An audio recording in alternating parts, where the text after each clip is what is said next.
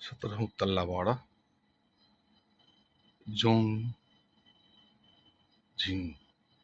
चोङजिङ शहर हेर्दा सडक, घरहरू, अट्टालिकाहरू, स्काई स्क्रैपर्सहरू कस्ता खालका छन् हेर। सडक कस्तो चाहिँ यस्तै 24 घण्टे गाडी हिँडिरहन्छ। यो परिस्थिति छ शहरको। सफा, सुन्दर, शान्त विकास चरमचुलीमा मानिसलाई आफ्नो काम प्रविधिमा सम्पूर्ण विधि आधारित यहाँ छ। लगभग 99% यो शहरमा इभी भेहिकलहरू छन्, विद्युतीय गाडीहरू छन्। धुवा धुलो केही पनि छैन। यो भ्यालिज अफ भ्याली यो शहरलाई भनिन्छ। उपत्यकाहरूका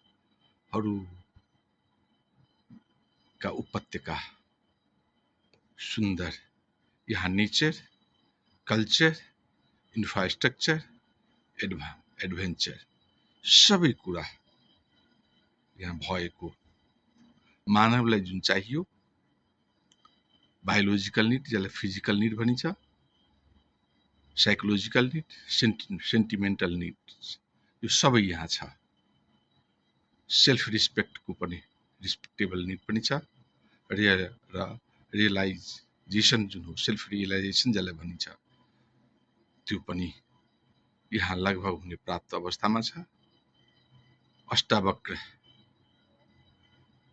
का सिद्धान्तमा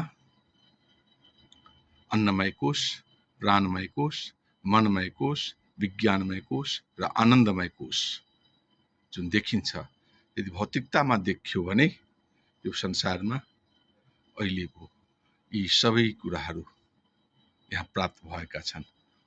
यहाँ धार्मिक पनि मान्छेहरू उत्तिकै छन्।